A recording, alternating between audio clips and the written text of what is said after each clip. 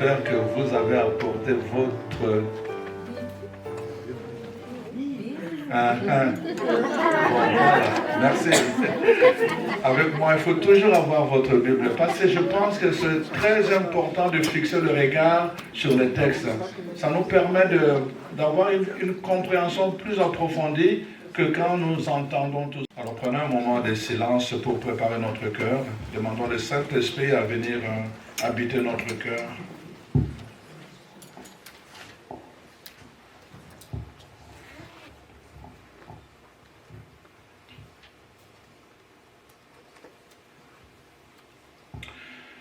Dieu d'Abraham, d'Isaac, de Jacob, Père de notre Seigneur Jésus-Christ, nous voici en ta présence en ce lieu béni. Nous sommes venus de partout, de très loin, conduits par la foi jusqu'en ce lieu. Nous sommes venus pour te rencontrer autrement, ensemble avec nos frères et sœurs. Nous sommes venus pour rechercher cette parole, Réma, cette parole que tu as pour nous, pour notre guérison, pour notre délivrance, pour notre bénédiction. Nous savons que tout a été accompli sur la croix par l'œuvre de rédemption de notre Seigneur Jésus-Christ. Mais ce soir, nous venons pour que tu ouvres nos yeux, pour que nous voyions, que tu ouvres nos oreilles, que nous puissions entendre autrement. Alors Seigneur, nous sommes à toi pendant ces quelques jours et te demandons de nous façonner vraiment comme de l'argile dans tes mains pour nous donner la forme qu'il faut pour que nous soyons utiles dans tes mains, mais aussi que nous soyons une source de joie et de bénédiction pour notre monde. Nous te prions Seigneur pour que tu nous visites dans nos profondeurs, que tu ouvres nos yeux pour que nous puissions nous aussi voir ces profondeurs et trouver la racine principale de notre souffrance, de notre éloignement par rapport à toi, de nos malheurs, Seigneur, de tout ce qui nous accable jour après jour, semaine après semaine, année après année, Seigneur, et qui donne l'impression aux gens que tu es vivant, toi le Dieu que nous prions. Comme le dit le psaume 42, où est ton Dieu? Et les gens nous demandent parfois, où est ton Dieu? Et nous leur disons que tu es vivant, Seigneur. Ce soir, cette fin de semaine, nous te prions, manifeste-toi à nous autrement. Par ta parole, Seigneur, nous avons besoin de te toucher autrement. Par ta parole, par ta présence, nous avons besoin de te toucher autrement. Alors, Seigneur, révèle-toi. Comme tu l'as dit toi-même, invoque-moi et je te révélerai des choses cachées. Nous sommes venus à toi pour que tu nous révèles ces choses cachées, Seigneur, qui parfois contrecarrent notre marche vers ce projet de bonheur et de paix que tu as préparé pour nous. Alors, nous te prions pour que ton esprit puisse, Seigneur, planer au-dessus de nous, comme au commencement, lors de la création, alors que tout était tohu-bohu, sans forme. Ton esprit a plané pour donner forme. Que tout ce qui est tohu-bohu dans nos vies puisse prendre forme ce soir, demain, après-demain, Seigneur, à travers ta parole. Que ton esprit, Seigneur, plane et donne cette forme et que notre vie devienne une bénédiction pour toi et pour le monde, Seigneur. Que ton esprit, Seigneur, puisse oindre ta parole ce soir. Que cette parole dispose notre cœur, notre esprit, notre corps à entrer pleinement dans ce projet de bonheur et de paix que tu as préparé pour chacune de nous. Et accéder aussi à toutes ces bénédictions, Seigneur, que tu as libérées depuis la fondation du monde et que tu tiens encore, Seigneur. Tu les tiens suspendus dans le monde céleste. Béni sois-tu pour ton Fils Jésus. Béni sois-tu pour l'œuvre de la croix qui nous a rapprochés de toi, Seigneur, de ton trône de grâce et de miséricorde. Alors, Seigneur, prends le contrôle de ces lieux. Que ton règne se manifeste dans le coin et les recoins de chaque pièce de ce centre, Seigneur. Nous prenons autorité, Seigneur. Ta parole dit partout, vos pieds foulent le sol. Je vais vous le donner en possession. À partir de ce moment, Seigneur, par notre autorité de baptiser au nom de Jésus-Christ, nous prenons autorité sur ce lieu parce que nos pieds ont foulé ce sol. Nous prenons possession de ce lieu et nous le soumettons à ton autorité, Seigneur. Règne sur nous, règne sur ce lieu, Que les gens, Seigneur, retrouvent la paix et le repos que toi seul peux donner. Nous te le demandons dans la foi, au nom de Jésus, notre Seigneur. Amen. Amen. Bonsoir. Bonsoir. Alors, pas trop fatigué, j'espère. Hein? Non. Alors, ce soir, ça va être juste l'introduction. Alors, notre introduction, évidemment, vous avez, je pense, reçu le programme dans l'introduction de ce soir, dont je vais vous parler un peu. C'est une invitation de Jésus lui-même, n'est-ce pas? Nous voyons d'abord deux textes que nous avons mis ensemble. L'évangile de Marc, le chapitre 6, le verset 31, où Jésus, n'est-ce pas, après avoir accueilli ses apôtres qui sont revenus vers lui, n'est-ce pas, il leur demande d'aller en écart. Venez en écart, retirez-vous un peu. Venez en écart, venez expérimenter le repos. Venez en écart, venez expérimenter la paix que moi seul je peux donner. Venez en écart, venez en quelque sorte vous mettre, goûter ma présence. Goûtez ma présence. Parfois on est trop dans le faire, on fait beaucoup de choses. Et parfois même on fait beaucoup de choses pour Dieu sans le faire avec Dieu.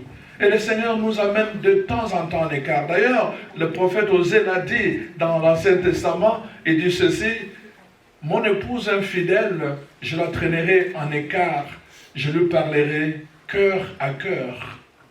Je lui parlerai cœur à cœur. Je lui parlerai cœur à cœur. Et le Seigneur nous entraîne en écart ce soir pour nous parler cœur à cœur. Dieu veut nous parler de notre situation. Dieu veut nous parler cœur à cœur. Pendant ces 3 jours, il veut nous parler de notre situation. Dieu veut nous parler de notre vie. Dieu veut nous parler de notre destinée pendant ces quelques jours. Et c'est pour cela qu'il nous entraîne en écart. Et chaque fois qu'il nous entraîne en écart, c'est pour nous parler dans une autre dimension. La dimension de cœur à cœur. Voilà pourquoi il a besoin de notre cœur, que notre cœur soit bien disposé, qu'il soit éloigné justement des troubles de quotidien que nous avons au niveau de la maison, de la famille, avec les enfants, pour être dans le silence, afin qu'il vienne, afin que nous ressentions sa présence et que nous soyons capables d'écouter. Voyez-vous, dans la vie réelle, dans notre expérience de tous les jours, nous savons, vous savez, quand on veut faire la chirurgie, c'est-à-dire on veut corriger l'erreur dans le corps de quelqu'un, on veut enlever quelque chose qui fait du tort dans le corps de quelqu'un, quand on veut le faire, il faut que la personne entre dans une attitude qu'on appelle le repos. S'il ne le fait pas naturellement, on va le faire artificiellement en lui injectant, comment on appelle ça? Anesthésie. Anesthésie. Tu n'as pas besoin de me dire dans quel domaine tu es. Bon, enfin, donc on lui donne de l'anesthésie pour le mettre dans cet état qu'on appelle le repos. Le repos permet, n'est-ce pas, au chirurgien de bien faire son travail pour corriger l'erreur qui est dans le corps. Amen. Amen. On nous amène dans un état de repos. Et c'est ça que le Seigneur veut faire de nous ce soir. Il veut justement que nous venions dans cet état de repos pour qu'il corrige. Voyez-vous, dans Ecclésiaste, la parole de Dieu dit dans Ecclésiaste 10, versets 5 à 7, je l'ai dit souvent, la parole de Dieu dit: j'ai trouvé une erreur dans ta vie. J'ai trouvé une erreur dans ta position. J'ai trouvé une erreur. Tu es fils, tu es un prince, une princesse, mais ta façon de marcher, c'est comme un esclave.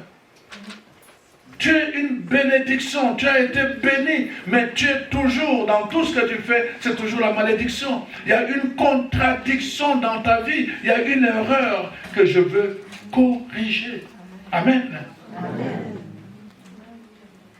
Pour corriger cette erreur dans ta vie, dans ta destinée, Dieu veut d'abord te mettre dans la position de repos. C'est pour cela qu'il t'entraîne en écart. Viens en écart. Venez en écart. Je vais vous parler cœur à cœur. Je vais vous parler de l'erreur qui concerne votre vie. Je vais parler de l'erreur qui concerne votre destinée. Il y a une erreur. Et alors, dans le cœur à cœur, voyez-vous, Dieu nous parle différemment. La première chose que Dieu va faire dans le cœur à cœur, il va te poser une question. Fils de l'homme, que vois-tu? Que vois-tu? Voyez-vous, la première chose d'un enfant de Dieu qui est habité par l'Esprit de Dieu, il doit observer. Tu dois observer ta vie. Si tu n'observes pas ta vie, tu vas penser que c'est normal les choses que tu vis. Si tu n'observes pas, tu ne fais pas attention à ta vie, tu vas penser que c'est normal les situations que tu vis. Alors que Dieu trouve que c'est une erreur, toi tu vas penser que c'est normal. Parce que tu ne vois pas. Fils de l'homme, que vois-tu?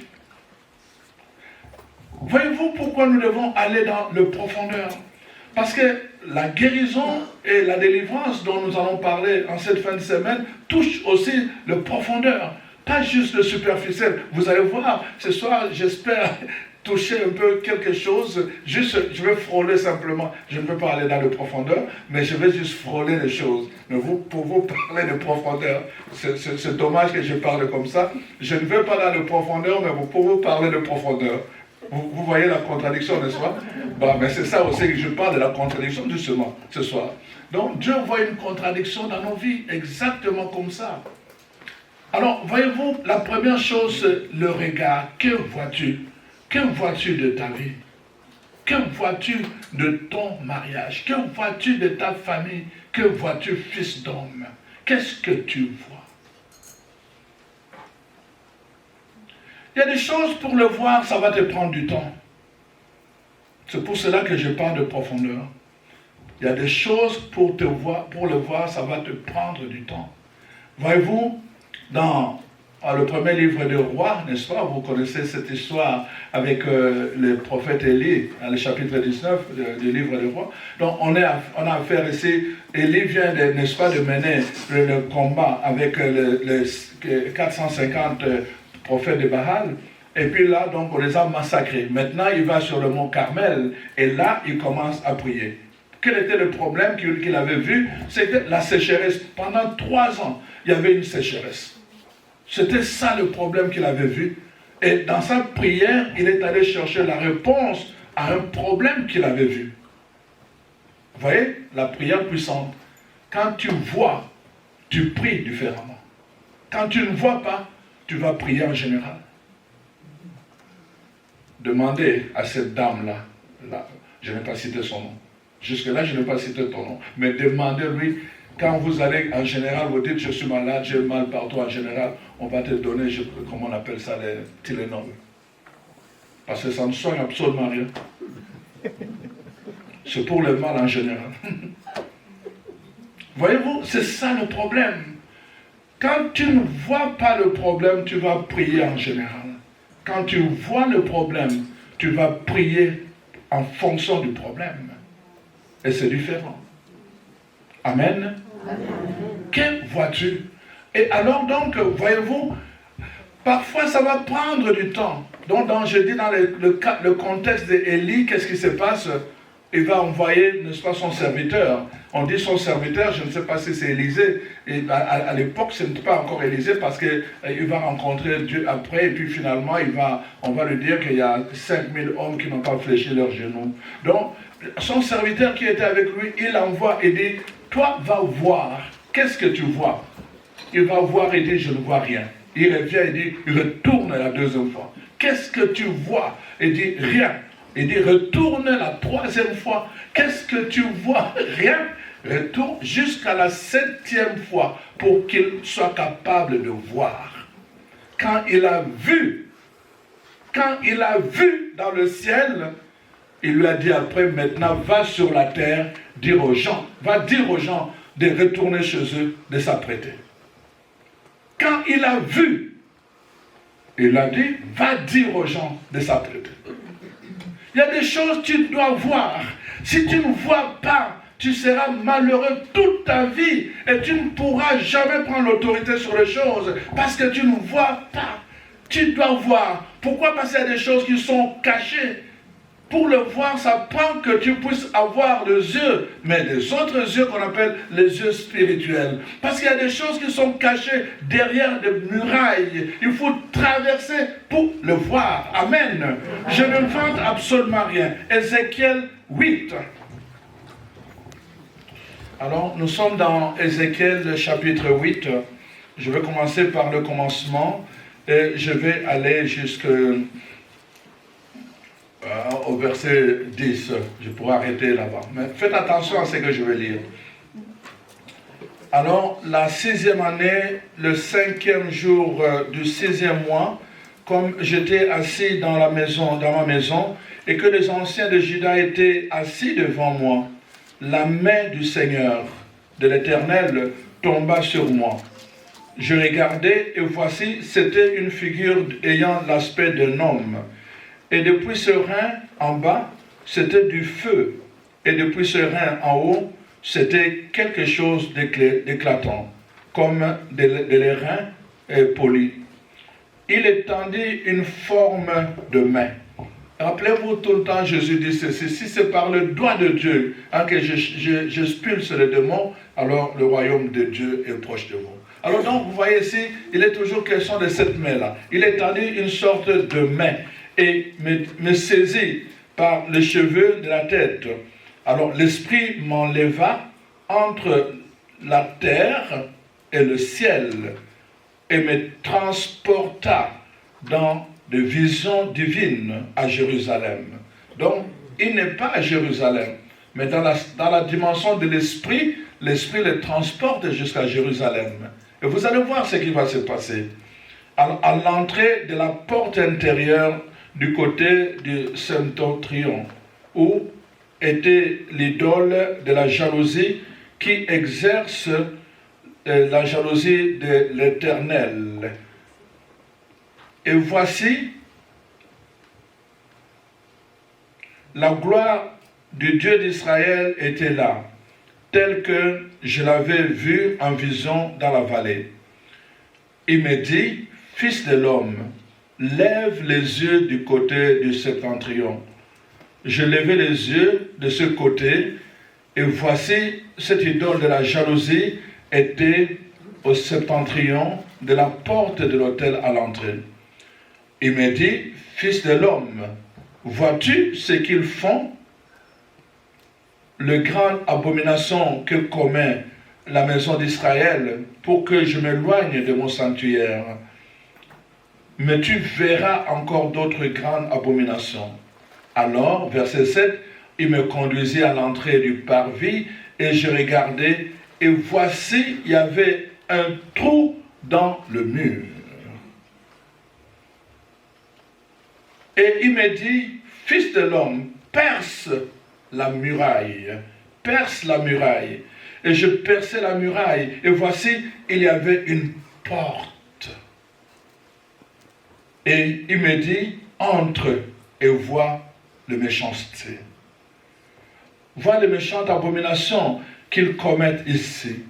J'entrai et je regardais. Et voici, il y avait toutes sortes de figures de reptiles et de bêtes abominables et toutes les idoles de la maison d'Israël peintes sur les murailles autour et tout autour. 70 hommes des anciens de la maison d'Israël, au milieu desquels donc était Jazania, fils de Shaphan, qui se tenait devant ses idoles, chacun l'encensoir à la main, et il s'élevait une épaisse nuée d'encens. Alors il me dit, fils d'homme, vois-tu ce qu'ils font dans les ténèbres? Amen. Je ne veux pas fatiguer mes yeux, mais bon, je vais quand même raconter l'histoire. Alors, donc, je veux que vous compreniez ce premier texte que je prends pour vous expliquer. Je suis en train de vous dire ceci, que Dieu nous entraîne en écart pour que nous prenions la position du repos. Et dans l'espace derrière lequel sont cachés les méchancetés qui sont la cause de notre malheur, nous pouvons simplement nous contenter à penser que toutes les choses sont, n'est-ce pas, en place. Voyez-vous, dans la première place, il avait vu la gloire de Dieu. Amen. Pourtant, voyez-vous, il y avait des choses secrètes qui se passaient dans le ténèbre. Amen. Très important, chers frères et sœurs. Parce que parfois nous passons de ministère à ministère, de ministère à ministère, et alors tout tourne à rond. Pourquoi? Parce que nous sommes positionnés dans un secteur qui ne donne pas accès à la source de notre problème. Et le Seigneur nous dit, derrière ce trou, il y a une porte qui donne accès aux vraies choses qui sont méchantes. Amen. Amen. C'est pour cela que tu dois voir. Que vois-tu, fils de l'homme? Que vois-tu dans ta vie? Que vois-tu? Demain, nous allons faire cet exercice. Tu dois dire, tu dois mettre par écrit. Comment tu vois ta vie par rapport à ta relation avec Dieu? Est-ce que tu penses vraiment que ta vie est entrée dans le projet de Dieu, selon Jérémie 29, n'est-ce pas, 11? Ou bien ta vie est en contradiction avec ce projet de Dieu? Que vois-tu dans ta vie? Parce que si tu ne vois pas ces choses-là, tu dois demander. Tu dois demander, je dis, Dieu lui-même nous donne des secrets. Il dit dans Jérémie 33, n'est-ce pas, verset 3, invoque-moi et je vais te révéler quoi? Les choses qui sont cachées. Je vais te le révéler.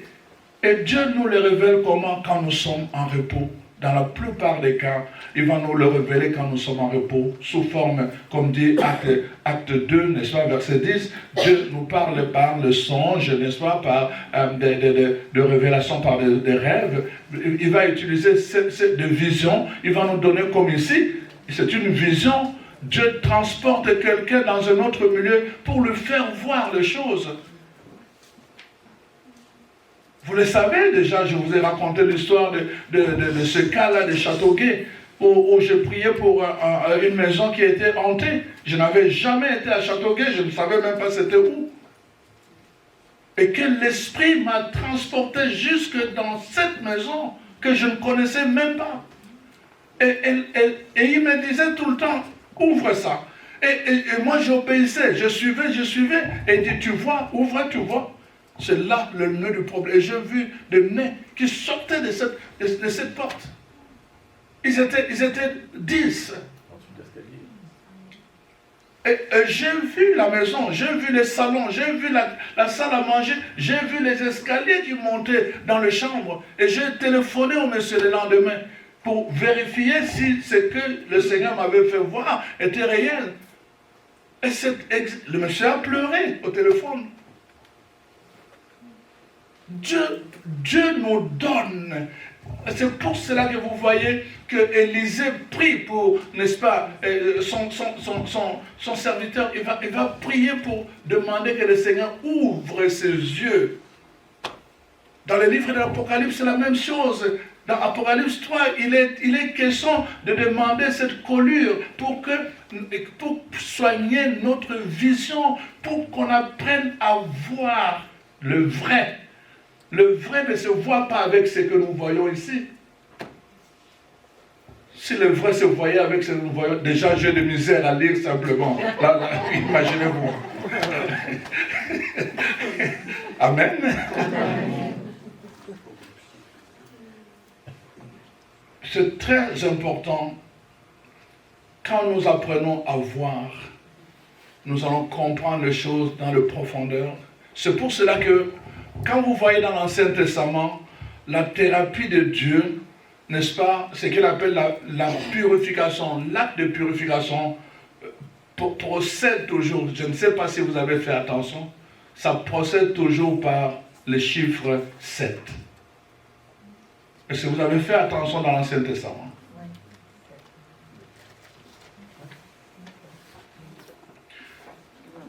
Noëlla, est-ce que les gens sont encore dans la salle? Okay. Voyez-vous, dans le deuxième livre de Rois, le chapitre 4 de Jean, nous avons affaire à le général Naaman, n'est-ce pas? Qui vient voir le prophète qui? Élisée. Il vient voir le prophète Élisée. Et Élisée lui dit simplement, il dit, va te laver dans... Donc, tu vas, regarde ce qu'il lui dit, tu vas aller dans le Jourdain, mais première fois tu plonges, tu ressors. Tu dois plonger une deuxième fois, et tu ressors. Tu plongeras une troisième fois, ressors encore, et encore une quatrième fois, et tu ressors, et tu plonges une cinquième fois, et tu ressors encore, et une sixième fois, et tu ressors, et une septième. Comme Naaman ne comprenait pas la logique qui était derrière, mais pourquoi je ne peux pas plonger une seule fois et être purifié? C'est la question qui se pose. Mais remarquez, ce n'est pas juste lui. Si vous regardez dans le livre de Lévitique, vous allez voir quand Dieu demande la consécration, Lévitique 8, quand Dieu demande la consécration des enfants d'Abraham pour la sanctification, qu'est-ce qu'il demande? Vous allez utiliser l'onction d'huile 7 fois. Il ne dit pas, vous laissez couler et puis vous commencez à compter 1, 2, 3, 4. Non. Elle dit une fois, 2 fois, 3 fois. Si ces 7 fois doivent être 7 jours, faites la cérémonie la première fois, l'onction coule, la deuxième fois, l'onction coule, la troisième fois, l'onction coule, jusqu'à la 7e fois. Donc, nous voyons, Dieu prend le temps, il prend le temps. Vraiment, c'est intéressant de voir ça. Je peux vous donner plusieurs textes dans l'Ancien Testament. Vous allez voir, donc Moïse fait ça dans Lévitique, on voit ça, il fait ça. On voit aussi dans les livres d'Exode, tout le temps, mais même encore, quand il est question, n'est-ce pas, de purifier une maison, Dieu dit à Moïse d'utiliser le sang de bouc ou le sang d'agneau, mais il faut asperger cela pendant 7 fois. Là, le processus de purification pour la délivrance, le processus de purification pour la consécration, le processus se fait 7 fois. C'est pour cela que même dans le combat de la délivrance, ils vont faire 7 fois. Qu'est-ce que Dieu va demander à Josué quand ils vont arriver dans la ville de Jéricho?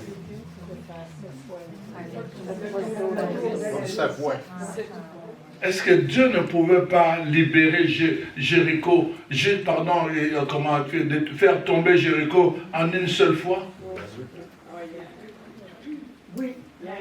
Il pouvait, mais voyez-vous, la question est simple. Prenez votre Bible dans le livre de Proverbes.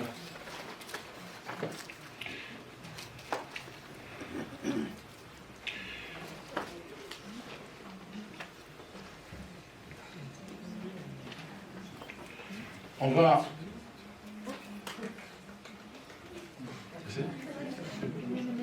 Ah, ok, pour moi. Oh, tu es gentil, merci.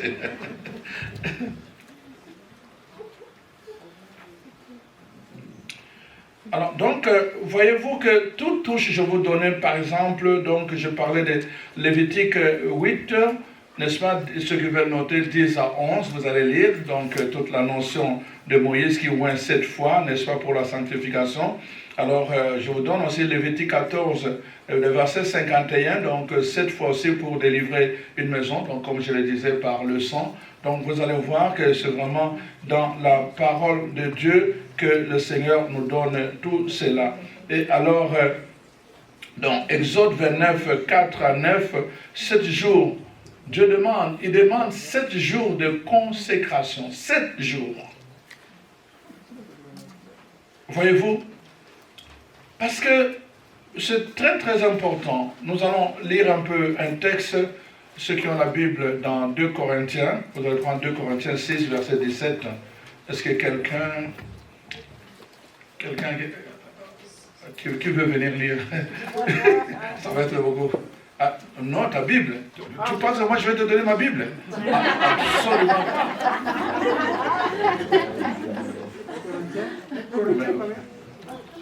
2 Corinthiens. Merci, mon cher.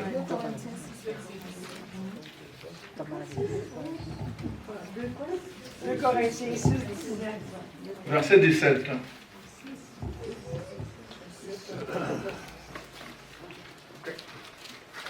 Tu vois, c'est ça que ça donne. Ça te permet de chercher, ça te permet de trouver et ça te permet de venir lire.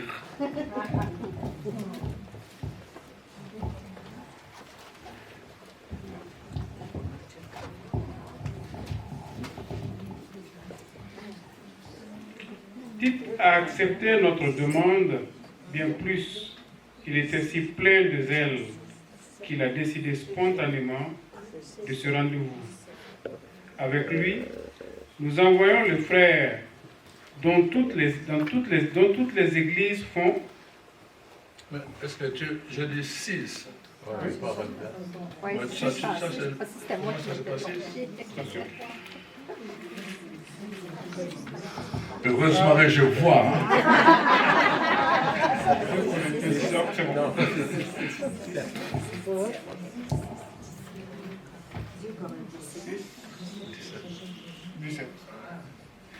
C'est pourquoi, c'est bien ça maintenant? Oui. Okay. C'est pourquoi, sortez du milieu d'eux, éloignez-vous, dit le Seigneur. Ne touchez à rien d'impur, et moi, je vous accueillerai. Je serai un père pour vous, et vous serez pour moi des fils et des filles, dit le Seigneur souverain. Merci. Alors, pourquoi je prends ce texte? C'est pour vous faire comprendre que pourquoi il y a le processus de purification cette fois, c'est parce qu'il y a un processus, comment il faut appeler ça, impur, comment il faut dire le mot? Je parle de purification, mais impur, comment je dois dire ça? Souillé. Souillé. Il n'y a pas de professeur de français ici.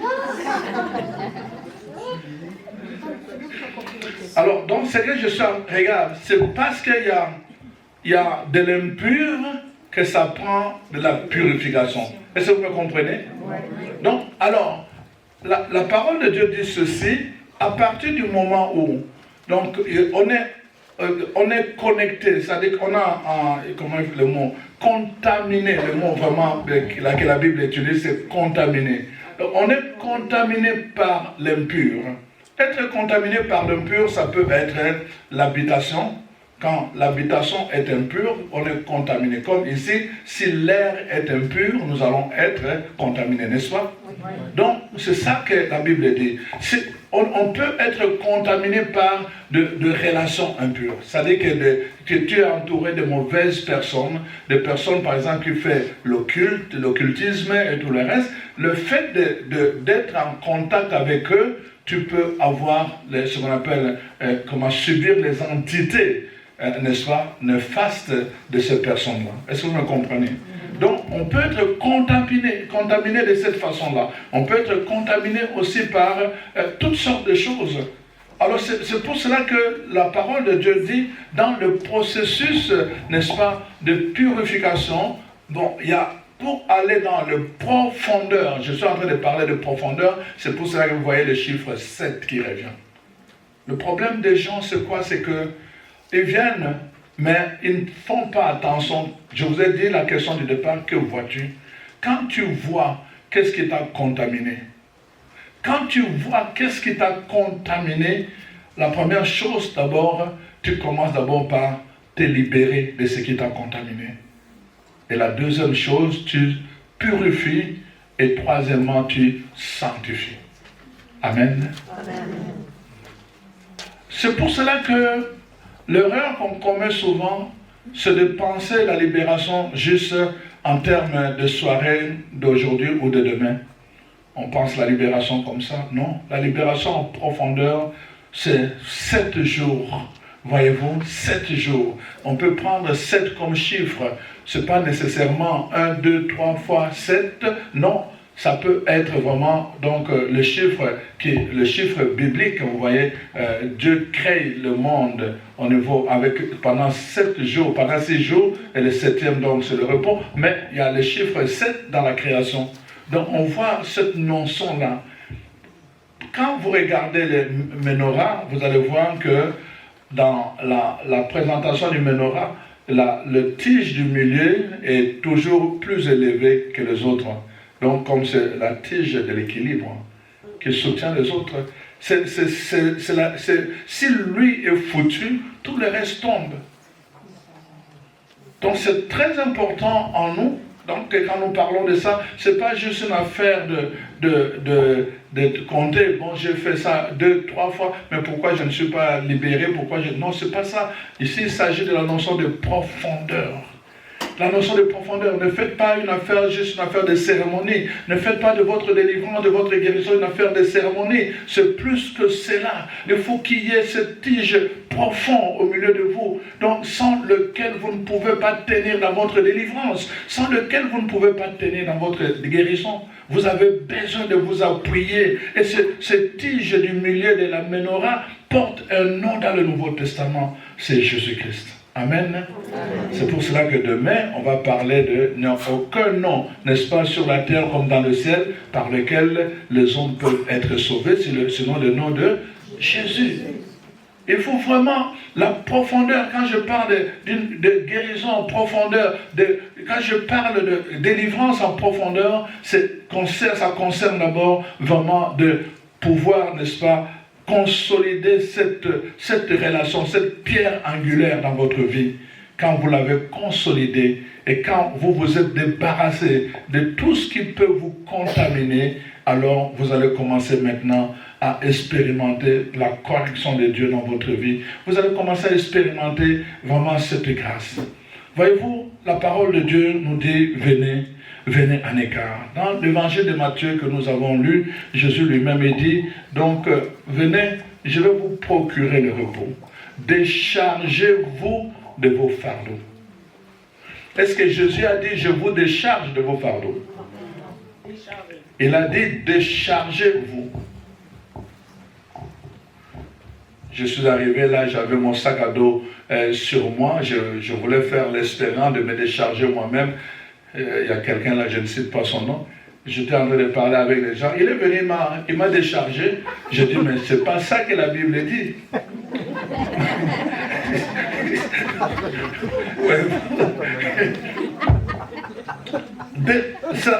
Il y a un mouvement volontaire. Il y a une décision que vous devez prendre. Il y a une décision que vous devez prendre. Tout commence par là. Dès que vous avez vu qu'est-ce qui est la source de votre problème, dès que vous avez compris qu'est-ce qui vous contamine dans votre vie, il y a une décision que vous devez maintenant prendre.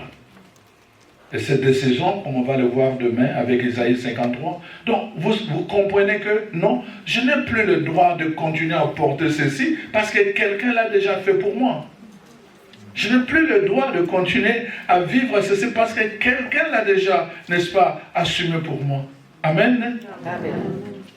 C'est vraiment important. Et alors je prends la décision. La décision que je prends, c'est d'adhérer. La décision que je prends, c'est de m'aligner par rapport à cette œuvre, de l'accepter dans ma vie, de l'accepter et que ma vie devienne maintenant imprégnée de cette pensée, de cette action que Jésus a accomplie pour moi. Et je commence à goûter cela. Et je commence à y croire.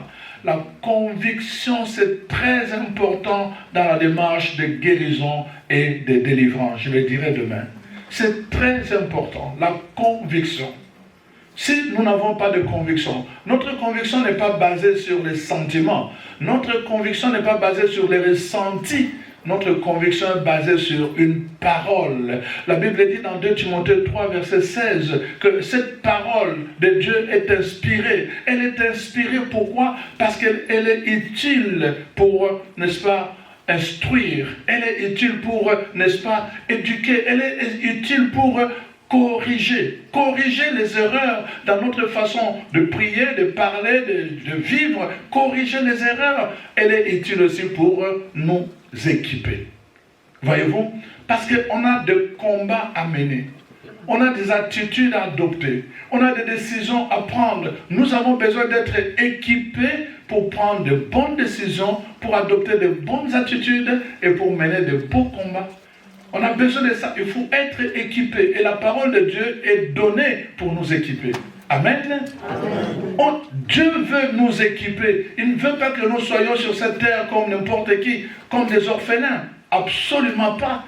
Il a dit, je ne vous laisserai pas comme des orphelins. C'est pour cela que la parole est libérée, pour nous équiper. Et alors, notre conviction se base sur ce que Dieu a dit. Les hommes peuvent dire des choses, mais ce que Dieu dit est plus important que ce que les hommes disent. Alors, je base ma conviction sur ce que Dieu a dit. Amen. Amen.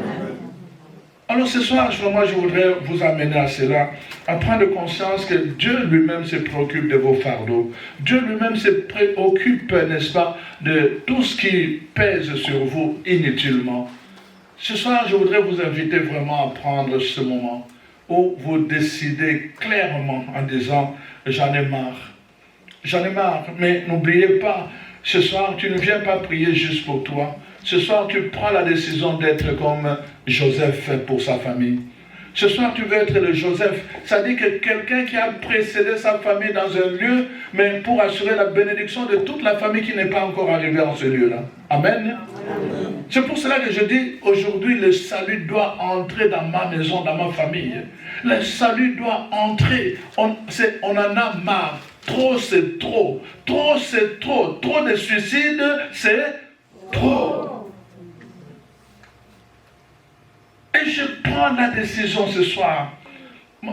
Vous savez, la Bible dit, donc, comment je vais dire, ne lui laissez aucun relâche. Ça, c'est très important. D'ailleurs, c'est le prophète Isaïe qui l'a dit. Hein, Isaïe, n'est-ce pas? Je vois ici Isaïe 62, verset 7. Ne lui laissez aucun relâche. Donc, aller dans le profondeur, c'est apprendre à ne pas laisser de relâche à l'ennemi. Trop, c'est trop. Je dis, dans ma famille, le salut doit entrer. Pourquoi? Parce que ce salut a déjà été accompli. Ça doit entrer. Et Jésus est la porte, mais moi aussi, je peux devenir la porte pour que le salut entre dans ma maison. Amen. Amen. Trop, c'est trop. Chaque fois que quelqu'un en arrive là, à ce constat-là, chaque fois que quelqu'un en arrive à voir que c'est trop, il change d'attitude. Il change d'attitude. Sa façon de prier, sa façon de parler, sa façon de lire la parole de Dieu, sa façon de combattre change. Parce qu'il comprend maintenant que trop c'est trop. Moi, je vais être le Joseph de ma famille. Moi, je vais être le David qui va affronter le Goliath contre mon peuple. Le David de mon peuple pour affronter le Goliath qui vient, n'est-ce pas, menacer notre peuple. Je veux être ce David-là. On a besoin de gens comme ça. Et chaque génération a besoin que surgissent, n'est-ce pas, de Joseph et de David qui osent précéder pour défier, n'est-ce pas, et en même temps aussi pour apporter le salut à tout le peuple et à toute la maison. Amen. Nous ne devons pas être égoïstes dans notre prière. Voyez-vous, Josué, avant de mourir, quand il réalise qu'il est devenu vieux, il rassemble les anciens autour de lui et il leur dit juste une chose. Bientôt, je vais partir par la voie de tout le monde. Mais vous qui restez, souvenez-vous toujours que le Seigneur ne nous a jamais abandonnés. Il a toujours été avec nous à travers notre marche dans le désert et dans le pays que nous avons écouté. Alors, ne l'oubliez pas. Vous et vos familles, enseignez-le à vos enfants. Moi et ma maison, nous avons choisi, même si je dois mourir, mais j'ai choisi, moi et ma maison, de servir l'Éternel. Amen. Amen. Moi et ma maison. C'est pour cela que le salut doit entrer dans notre maison. Pas seulement dans ma vie seule, mais aussi dans la maison. Et nous en avons besoin. Je vais vous inviter à vous préparer. Nous en avons besoin de la chorale. Vous avez compris?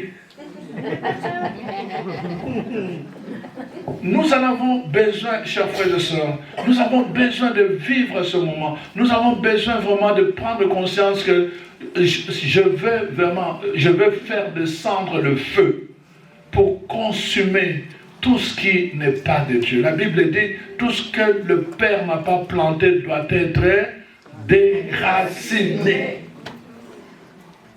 Toutes ces paroles de malédiction, toutes ces paroles qui portent de venin contre notre famille, tout ce qui vient à l'encontre du plan de Dieu pour contrecarrer ce que Dieu a voulu de bonheur et de paix pour nous, doit être déraciné. Mais ce soir, c'est moi qui dois prier. Ce soir, c'est moi qui dois ouvrir le ciel. Vous savez, la prière prophétique, c'est la prière qui ouvre un canal pour que la puissance du ciel vienne toucher la terre. Mais la terre, c'est ma famille. Amen. Mais il faut qu'il y ait quelqu'un qui se tienne comme un prophète entre ciel et terre et qui parle. Vous avez la légalité pour parler au nom de votre famille. Vous avez la légalité ce soir. Vous pouvez parler au nom de votre famille. Vous pouvez ouvrir un tunnel du ciel jusque dans la terre de votre maison pour que la puissance du ciel, le feu du ciel vienne consumer tout ce qui n'est pas de Dieu dans votre vie, tout ce qui n'est pas de Dieu dans votre couple, tout ce qui n'est pas de Dieu dans votre maison. Et que finalement la gloire de Dieu se manifeste parce que nous sommes faits pour la gloire de Dieu. Amen. Amen. Alors donc nous allons nous préparer. Je vous invite à vous lever. Tu connais les besoins de chacun ce soir, Seigneur. En nous tenant sous la croix de Jésus, nous te prions, Père. Manifeste-nous ta bonté. Manifeste-nous ta grâce. Manifeste-nous ta puissance. Comme tu l'as fait, Seigneur, pour ton peuple. Quand tu leur as dit, gardez silence. Gardez silence, je combattrai pour vous. Oui, Seigneur, alors que ton peuple, tes enfants vont se reposer dans le